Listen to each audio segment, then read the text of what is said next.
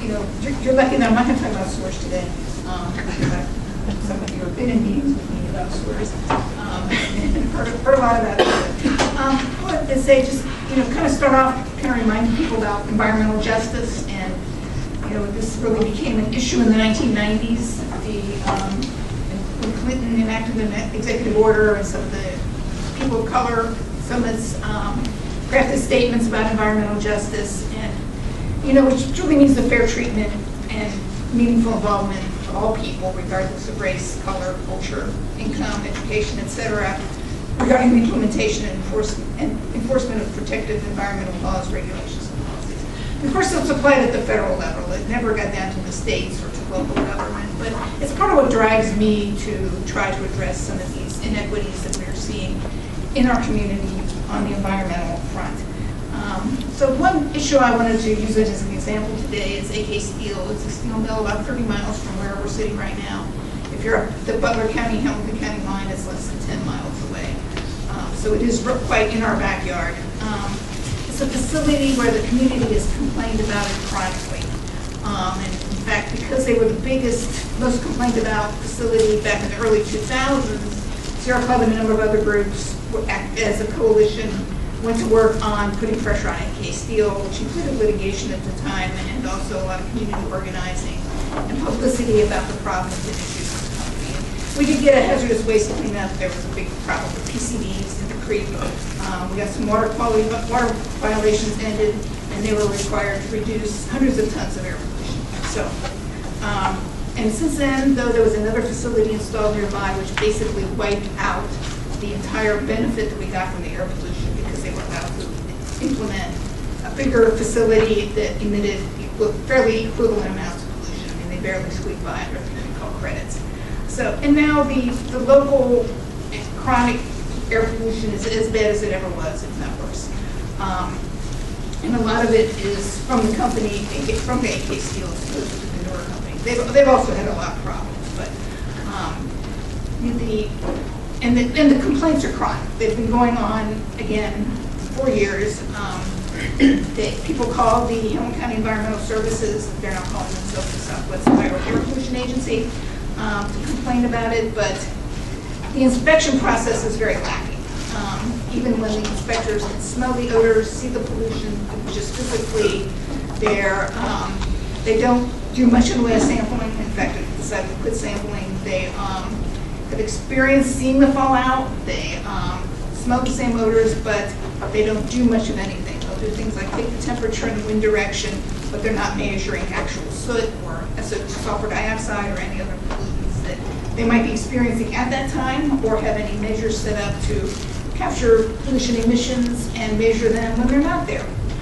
They'll drive around the community sometimes, see the same things. They might go to the company and review records. They hardly ever interview anybody at the company. But they do ask the complainants a lot of questions like, when did you last wash your car? Is it soot on your car was because you're just a filthy person, you know? Or why do you live there? And most of them are there because this is a poverty community. They can't afford to pack up and go somewhere else. And so there's a chronic problem with that agency not finding violations, not holding the company accountable, and no real remedy for the community. So, and many of these things, even just the nuisance of having pollution falling on your car, your porch, your house, your kids' toys. Your kids go out in the yard, they get covered with soot because all this garbage is in the yard, you know, from the coal and from cokeries. They don't even, you know, cite them for violations of emissions laws, which are kind of one of those basic things. So this facility's got at least 4 major sources, which is a coke oven, a blast furnace, a basic oxygen furnace, and a huge number of coke piles and coal piles. I mean, it's kind of like, it's got to be kind of like the Rocky Mountains up here. You move down the street, you see this giant hill down the road, towering over the trees. As if, you know, you lived in a mountainous area. So I want to talk a little bit about the coke oven and show you some of the things. You know, coke, I don't know if you know how coke is made or why it's made. It's used to make carbon steel, but the coke comes from coal. And basically, the coal is heated in an oven in the absence of air to drive off the impurities, which are also known as pollution. And in the absence of air, it makes coke, which then goes into the blast furnace, the basic oxygen furnace, to make carbon steel, which is a higher quality steel than coke. So, and people live within a few hundred feet of this coke oven. It is right in their backyards, literally. So I'm going to show you a couple slides just to show you the level of what this pollution looks like. This is just on. You can see that one before. This is a vehicle. It's got a bunch of white spots on it. That is probably limestone, which is dumped into the blast furnace to combine with the iron ore and help drive the impurities out of the iron ore. So they're obviously just spewing all this out of it. Maybe not all of it, maybe not, but certainly a sizable amount of it. And this is, coke breathes itself, the coke product, as well as coal, often metals. There's glass, because they use sand as part of this process of cleaning that up. And then I also wanted to show you and just talk about very briefly the coke oven emissions. Long-term exposure causes lesions in your respiratory system and in digestive systems. Cancer is a major concern. Epidemiological studies of coke oven workers report an increase of cancer of the lung, trachea, bronchus, kidney, prostate, and other sites. Animal studies report tumors of the lung and skin from inhalation. Coal tar is classified as a group A non-human carcinogen. So people are living within a few hundred feet of this facility. It also emits PM 2.5, which is particulates. 2.5 are the very, very small particulates. They also emit larger particulates you can actually see, scoop up in your hand and carry around with you if you want. But there's also a very small particulate that is often, it's small enough to see with a microscope. It's the 2.5 is the deadliest because it goes deep into your lungs, and humans have not evolved to the point where they can cough it back out. It stays in your lungs.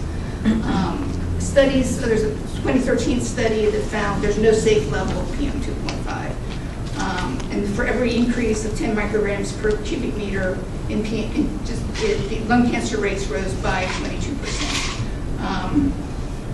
PM 10, which is a bigger chunk, rose by 22%. But for PM 2.5, it's 36% increase in lung cancer. So when you talk to people up there, you go to door to door, as we've been doing, and talk to people, you hear about the stories about their family and people who have died from lung cancer, and people I've known up there who, over the years working on this issue, have died from lung cancer. There's a 2017 study that showed a 10% in PM 2.5 increase in PM 2.5 leads to a 1.1% increase in average adult mortality rates, and it leads to a 6.6% increase in infant mortality rates, just because of the exposure during pregnancy and the immature nature of human lungs when they come out of the womb. So in a coke oven, PM 2.5 is about 25% of the total emissions that come from the coke oven. And that's according to industry publications. So because of some violations that were dated back to about 2012, US EPA had AK Steel put this hood over one of their cars that they dump all the coke grease into after